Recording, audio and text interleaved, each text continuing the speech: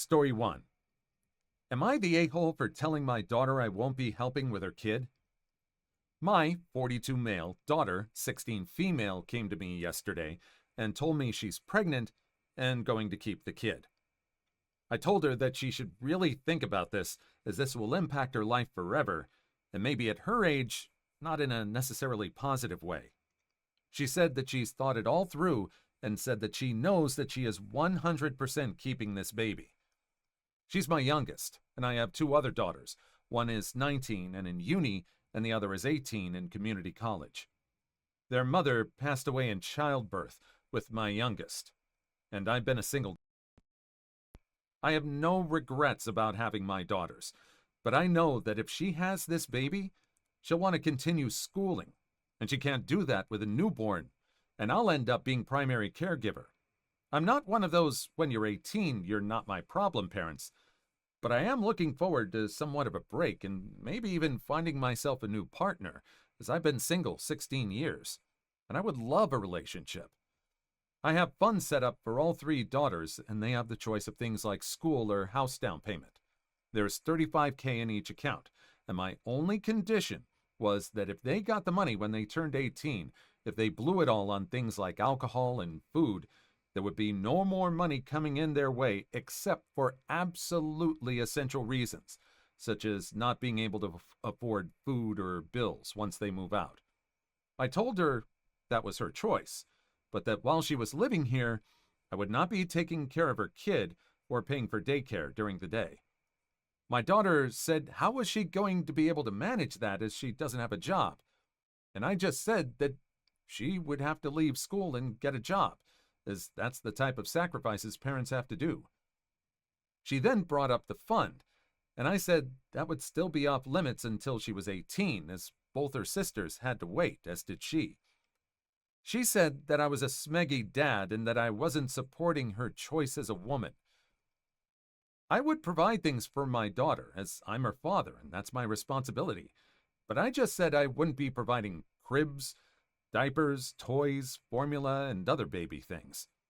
My 19-year-old said I was wrong, as she is my daughter and that's my grandbaby, so I should help provide a better life for them. But my 18-year-old says I'm right, and that if she wants to, she should have it to deal with all the responsibilities and hardships adults have to go through. Am I the a-hole? I would have to say, kind of not really. She has this tendency through all of this in saying she thought it through, but it all seems to involve getting the parent involved and pitching in for a bunch of stuff that she really can't do. It's not completely a-hole-ish. Part of it is the granddaughter. It is going to be her grandbaby, his grandbaby.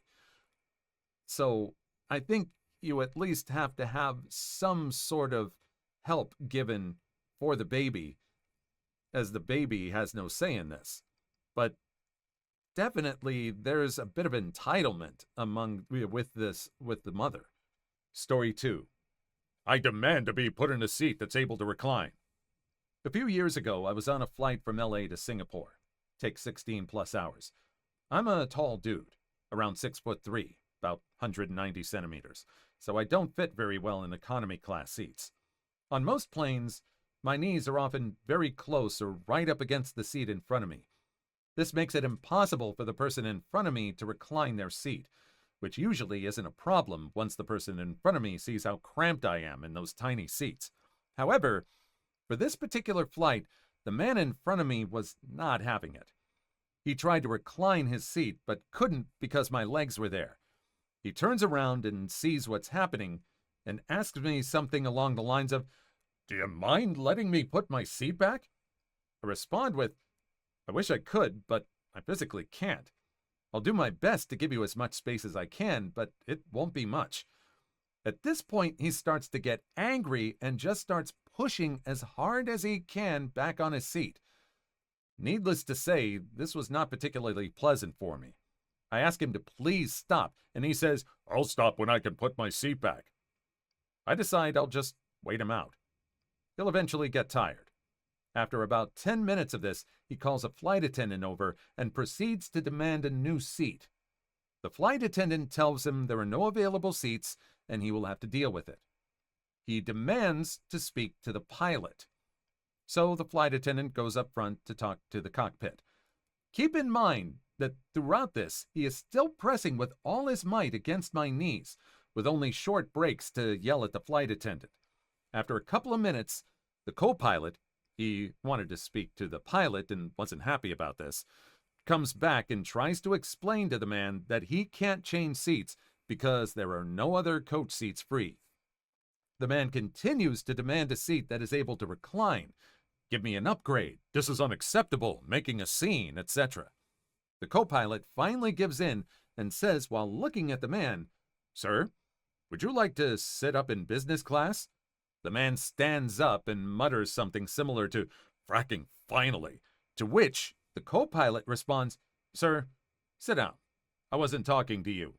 He turns to me and repeats, "How would you like a seat in business class?" I have to this day never seen someone as furious as the man as I walked past him to my new business class seat, with free drinks. This is a combination of a man who has the mindset of like a baby who really shouldn't. The baby doesn't know any better. This man has no excuse, and just being entitled and trying to finagle an upgrade because of all this. Like, how is this person suffering? He's able to sit, unless it's some sort of medical condition that he has to recline, which I don't think it is. This guy's just trying to demand a free upgrade, and it just ended up backfiring on him gloriously. I'm glad the person that was tall got a free upgrade. That was awesome. Story 3. Am I the a-hole for giving my ex-wife a large amount of money I won despite the anger of my girlfriend? I recently won a frack you amount of money. I won't say exactly how much, but it's in the millions. It makes me feel funny even typing. It's enough to change the life of myself and my family.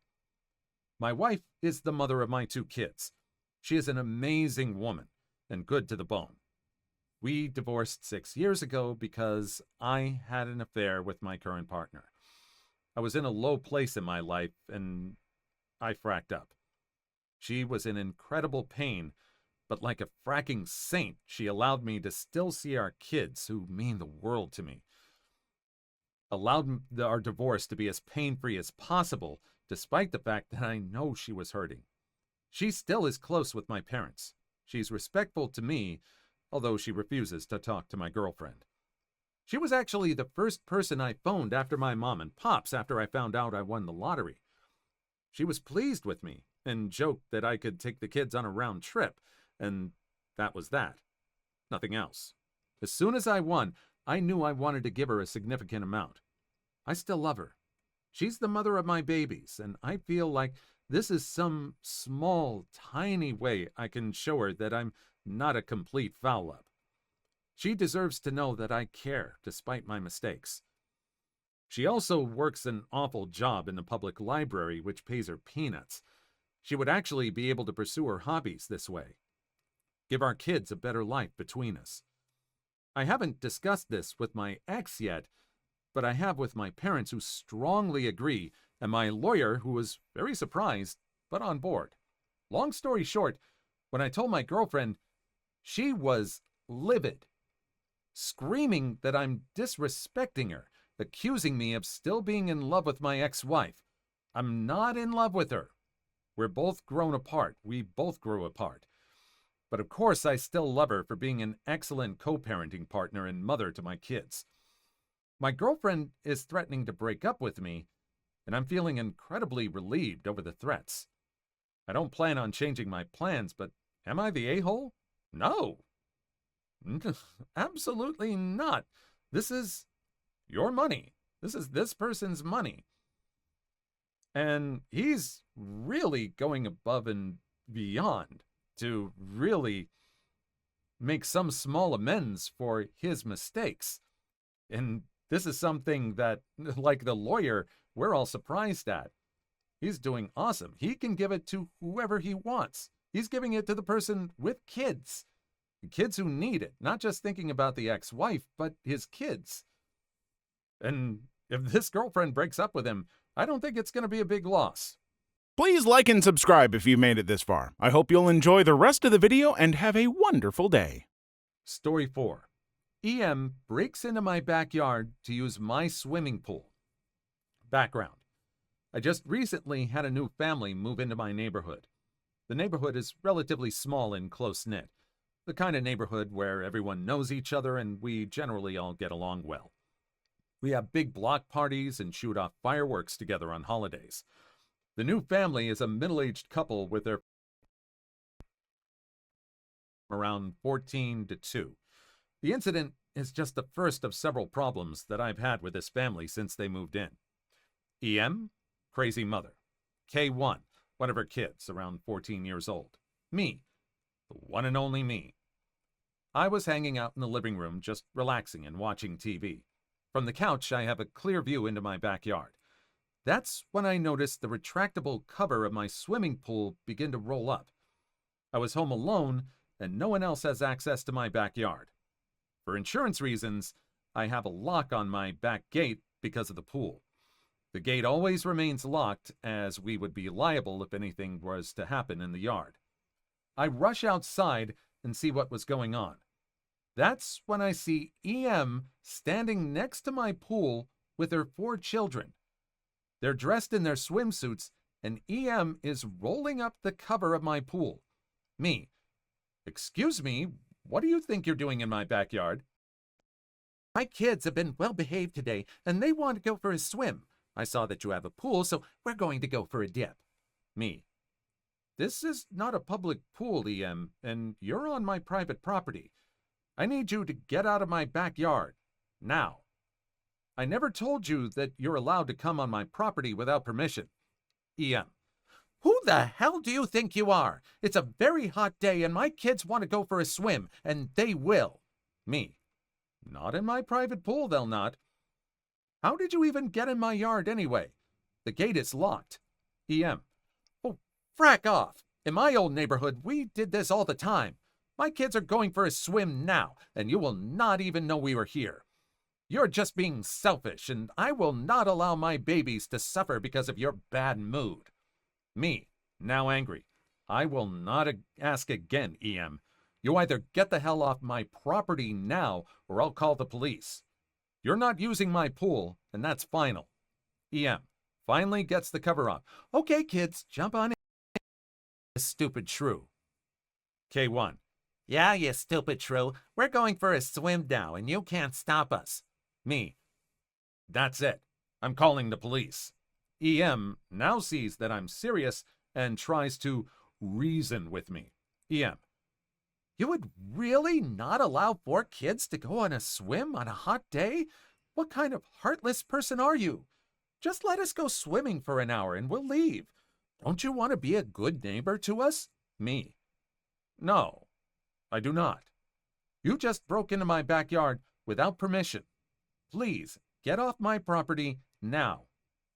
EM starts to mumble something to her kids, and then she grabs her 2 youngest kids and starts to walk out of my yard. I then turn around and see her 2 oldest boys still standing by the pool. I start to walk over to tell them to go with EM, and that's when I see what they're doing. Her 2 oldest hell spawns are peeing into my pool. K1. Maybe that'll teach you to be a better neighbor, you stupid shrew. Me. Grabs the arms of the 2 oldest and pushes them out the gate. Get the frack off of my property, you disgusting little smegs. EM. Don't you dare lay a hand on my babies, or I'll call the police on you. Who do you think they'll believe? A good mommy or a pathetic little shrew like you? You just got what you deserve. Enjoy swimming in your pee pool. Then they all walked off laughing as they went back to their house. I was in complete shock, and I didn't know what to do. I now wish I called the police after this first incident, but I sadly didn't, and things have since escalated with this family. Remember how I said that I had a lock on the gate? I later found it broken on the ground. I have no idea what they used to smash it, but they were successful. I have since purchased a much more heavy-duty lock. I would say the next purchase should also be a bunch of security cameras. If they're going to keep doing this, if they're still going to try and break stuff, start gathering evidence. It really sucks that you lived in a neighborhood where everybody trusts each other and gets along, and this EM just completely takes advantage of it and is trying to force her way onto other people. Just unacceptable completely. Please leave your story in the comments. I would love to make a video on them in the future. Also, don't forget to like and subscribe.